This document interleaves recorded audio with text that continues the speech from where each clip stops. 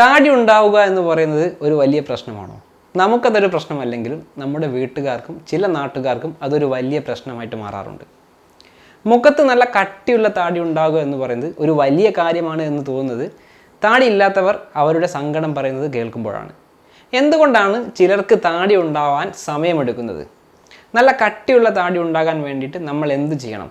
ഇതിനെപ്പറ്റിയെല്ലാം വളരെ വ്യക്തമായിട്ട് ഞാനൊരു വീഡിയോ ചെയ്തിട്ടുണ്ട്. കാണാത്തവർക്ക് ഞാൻ ലിങ്ക് താഴെ കൊടുക്കാം. തീർച്ചയായിട്ടും ആ വീഡിയോ ഒന്ന് കാണാൻ ശ്രമിക്കുക. നല്ല കട്ടിയുള്ള താടിയുള്ളവരെ സംബന്ധിച്ച് അത് നിലനിർത്തി പോവുക എന്ന് പറഞ്ഞു കഴിഞ്ഞാൽ വളരെ കഷ്ടപ്പാടുള്ളൊരു കാര്യമാണ്. താടിയുള്ളവർ തീർച്ചയായിട്ടും ചെയ്യേണ്ട ചില കാര്യങ്ങളുണ്ട് അത് നിലനിർത്തി പോകുന്നതിന് വേണ്ടിയിട്ട്. അത് എന്തെല്ലാമാണ് എന്നുള്ളതാണ് ഇന്നത്തെ വീഡിയോയിൽ നമ്മൾ സംസാരിക്കാൻ പോകുന്നത്. ഈ ചാനൽ നിങ്ങൾ ആദ്യമായിട്ട് കാണുന്നവരാണെങ്കിൽ ഒന്ന് സബ്സ്ക്രൈബ് ചെയ്യുക, ബെൽ ഐക്കനും കൂടി മറക്കാതെ എനേബിൾ ചെയ്യുക. This is Bibin, you are watching BB fitness guide.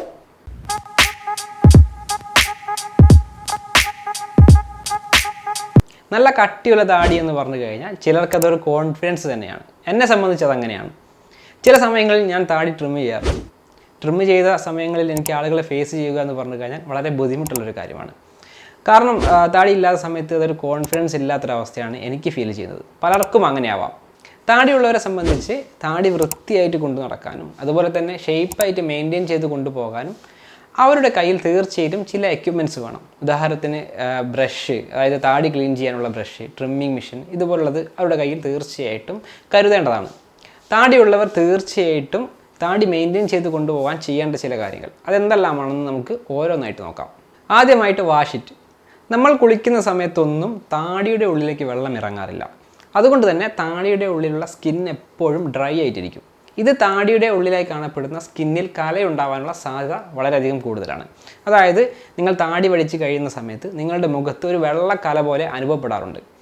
ഇത് താടിയുള്ള ഒരാൾ എപ്പോഴെങ്കിലും താടി വടിച്ചിട്ടുണ്ടെങ്കിൽ അവർക്ക് മനസ്സിലാകും. ഇതിൻ്റെ ഒരു കാരണം എന്ന് പറഞ്ഞു കഴിഞ്ഞാൽ താടിയുടെ ഉള്ളിലേക്ക് വെള്ളം എത്താത്തത് കൊണ്ടാണ്. അങ്ങനെ സ്കിന്ന് ഡ്രൈ ആവുന്ന അവസ്ഥ കൊണ്ടാണ് ഈ ഒരു പ്രശ്നം ഉണ്ടാകുന്നത്. അതുപോലെ തന്നെ താടിയുടെ ഉള്ളിലേക്ക് വെള്ളം ഇറങ്ങിയിട്ടില്ലെങ്കിലുള്ള മറ്റൊരു പ്രശ്നമാണ് സ്കിന്ന് ഡ്രൈ ആകുമ്പോൾ താരൻ്റെ ശല്യം ഉണ്ടാകുന്നത്. ചില ആളുകളുടെ താടിയുടെ ഉള്ളിൽ കാണാം ഒരു വെള്ളപ്പൊടി പോലെ ഉണ്ടായിരിക്കുന്നത്. ഇത് താരനാണ്. ഇങ്ങനെ താരൻ ഉണ്ടായിക്കഴിഞ്ഞാൽ രോമം കൊഴിഞ്ഞു പോകാനുള്ള സാധ്യത വളരെയധികം കൂടുതലാണ്. അതുകൊണ്ട് തന്നെ നിങ്ങൾ ചെയ്യേണ്ടത് കുളിക്കുന്ന സമയത്തല്ലാതെ തന്നെ ദിവസവും 2 നേരമെങ്കിലും മുഖം നന്നായിട്ട് ഷാമ്പു ഉപയോഗിച്ചോ അല്ലെങ്കിൽ സോപ്പ് ഉപയോഗിച്ചോ കഴുകേണ്ടതാണ്. ഷാമ്പു എന്ന് പറയുന്ന സമയത്ത് നിങ്ങൾക്ക് ബിയേർഡിന് മാത്രം ഉപയോഗിക്കുന്ന ഷാമ്പു ഉപയോഗിക്കാം. അതില്ലെങ്കിൽ തലയിൽ ഉപയോഗിക്കുന്ന ഷാമ്പു നിങ്ങൾക്ക് ഉപയോഗിക്കാവുന്നതാണ്. അത് എങ്ങനെയാണ് ഉപയോഗിക്കേണ്ടതെന്ന് ചോദിച്ചു കഴിഞ്ഞാൽ ഷാമ്പു ആയാലും സോപ്പായാലും അല്ലെങ്കിൽ ബിയേർഡ് ഓയിലായാലും ഇത് നല്ല രീതിയിൽ മുഖത്ത് മസാജ് ചെയ്ത് പിടിപ്പിച്ചതിന് ശേഷം ഒരു 10-15 മിനിറ്റ് കഴിഞ്ഞതിന് ശേഷം ഇത് കഴുകി കളയുകയാണ് ചെയ്യേണ്ടത്. നിങ്ങൾ ഉപയോഗിക്കുന്ന ഷാമ്പു ആയാലും അല്ലെങ്കിൽ സോപ്പായാലും ഇത് ഡയറക്റ്റായിട്ട് അപ്ലൈ ചെയ്യാതിരിക്കുക. ഇത് വെള്ളത്തിൽ കലക്കിയതിന് ശേഷം നേർപ്പിച്ചതിന് ശേഷം മാത്രം ഉപയോഗിക്കുന്നതാണ് ഏറ്റവും നല്ല രീതി എന്ന് പറയുന്നത്. ഞാൻ ഈ പറഞ്ഞതുപോലെ ഡെയിലി 2 നേരം നിങ്ങൾ താടി നന്നായിട്ട് കഴുകിയാൽ ഫംഗസ് പോലുള്ള പ്രശ്നങ്ങൾ നിങ്ങളുടെ താടിയിൽ നിന്ന് നിങ്ങൾക്ക് തുരത്താൻ കഴിയും.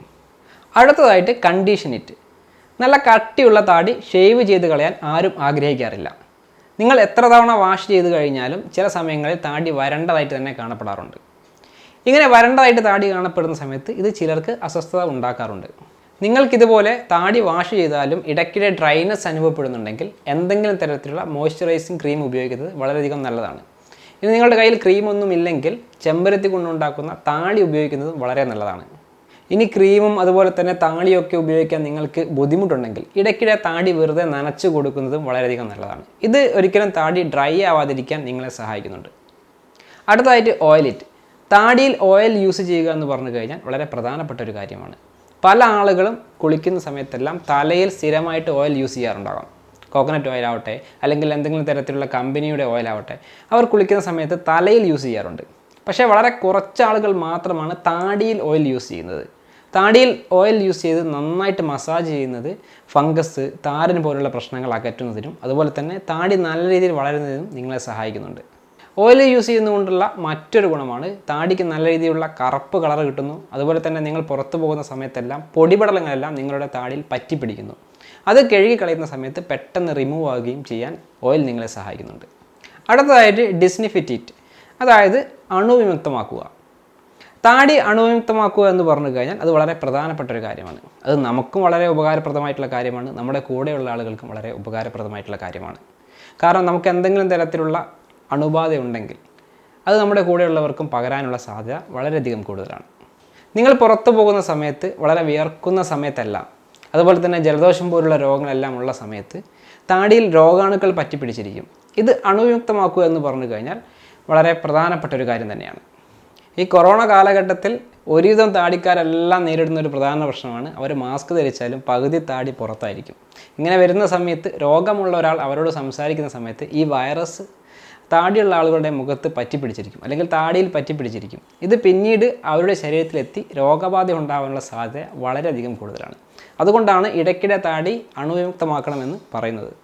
ഈ ഇടയ്ക്കിടെ താടി ഇങ്ങനെ അണുവിമുക്തമാക്കുക എന്ന് പറയുന്ന സമയത്ത് ഇത് വലിയ ബുദ്ധിമുട്ടുള്ള കാര്യമായിട്ട് നിങ്ങൾ കാണേണ്ടതില്ല. ഒരു നല്ല ഷാമ്പു ഉപയോഗിച്ച് കഴുകി കഴിഞ്ഞാൽ തീർച്ചയായിട്ടും നിങ്ങൾക്ക് അണുവിമുക്തമാക്കാൻ സാധിക്കും. അടുത്തതായിട്ട് ട്രിമ്മിറ്റ്. ചില ആളുകൾക്ക് നല്ല കട്ടിയുള്ള താടി ഉണ്ടെങ്കിലും ചില അവസരങ്ങളിൽ അവരെ കാണുന്നത് വളരെ ബോറായിട്ടായിരിക്കും. അതിൻ്റെ ഒരു പ്രധാന കാരണം എന്ന് പറഞ്ഞു കഴിഞ്ഞാൽ താടി അനാവശ്യമായിട്ട് വളരുന്നത് കൊണ്ടാണ്, അല്ലെങ്കിൽ നിങ്ങൾ നല്ല രീതിയിൽ താടി ട്രിം ചെയ്ത് ഒതുക്കാത്തത് കൊണ്ടാണ്. അതുകൊണ്ടാണ് ഞാൻ ആദ്യം തന്നെ പറഞ്ഞത്, നിങ്ങൾക്ക് താടി ഉണ്ടെങ്കിൽ ട്രിമ്മിങ് മിഷൻ പോലുള്ള സാധനങ്ങൾ നിങ്ങളുടെ കയ്യിൽ തീർച്ചയായിട്ടും ഉണ്ടായിരിക്കണം. താടി വളരുക എന്ന് പറഞ്ഞു കഴിഞ്ഞാൽ എല്ലാ ഭാഗത്തും ഒരുപോലെ ആയിരിക്കില്ല. ചില ഭാഗത്ത് നന്നായിട്ട് വളരും, ചില ഭാഗത്ത് കുറച്ച് വളരും, ഇങ്ങനെയൊക്കെ ഉണ്ടാവാറുണ്ട്. അങ്ങനെ വരുന്ന സമയത്ത് അത് ട്രിം ചെയ്യാതെ കൊണ്ടുപോകുന്നത് പല സമയങ്ങളിലും അതൊരു ബോറായിട്ട് അനുഭവപ്പെടാറുണ്ട്.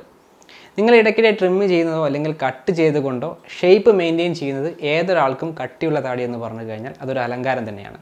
ഞാൻ പറഞ്ഞതുപോലെ തന്നെ ഇടയ്ക്കിടെ ട്രിം ചെയ്യുന്നതിന് വേണ്ടിയിട്ട് ബാർബർ ഷോപ്പിൽ പോകുക എന്ന് പറഞ്ഞു കഴിഞ്ഞാൽ എല്ലാവർക്കും സാധിക്കുന്നൊരു കാര്യമല്ല. കാരണം 50 മുതൽ 100 രൂപ വരെ ജസ്റ്റ് ഒന്ന് ട്രിം ചെയ്യാൻ വരെ അവർ വാങ്ങാറുണ്ട്. അങ്ങനെ വരുന്ന സമയത്ത് അതിനൊരു പരിഹാരം എന്ന് പറഞ്ഞു കഴിഞ്ഞാൽ നിങ്ങളൊരു ട്രിമ്മിങ് മെഷീൻ വാങ്ങുക, അത് സ്വന്തമായിട്ട് ട്രിം ചെയ്യാൻ നിങ്ങൾ പഠിക്കുക എന്നുള്ളത് തന്നെയാണ്. മറ്റൊരു വഴിയും ഇതിനില്ല. ഇന്ന് നമ്മൾ സംസാരിച്ചത്, നിങ്ങൾ താടിയുള്ള ഒരാളാണെങ്കിൽ നിങ്ങൾ തീർച്ചയായിട്ടും സ്ഥിരമായിട്ട് ചെയ്യേണ്ട ചില കാര്യങ്ങളാണ്. ഞാൻ ഈ പറഞ്ഞ കാര്യങ്ങൾ നിങ്ങൾ സ്ഥിരമായിട്ട് ചെയ്തു കഴിഞ്ഞാൽ നിങ്ങൾക്ക് നല്ല രീതിയിൽ തന്നെ താടി മെയിൻറ്റെയിൻ ചെയ്ത് കൊണ്ടുപോകാൻ കഴിയും. മറ്റാരും പറയുന്നത് നിങ്ങൾ ചെവി കൊടുക്കേണ്ടതില്ല. നിങ്ങളുടെ കോൺഫിഡൻസ് നിങ്ങൾക്ക് താടിയാണെന്ന് തോന്നുന്നുണ്ടെങ്കിൽ അത് മെയിൻറ്റെയിൻ ചെയ്ത് മുന്നോട്ട് കൊണ്ടുപോകുക, അത്രമാത്രം. ഇതുപോലുള്ള നല്ലൊരു വീഡിയോയുമായി നമുക്ക് വീണ്ടും കാണാം. It's me Hibin, signing of.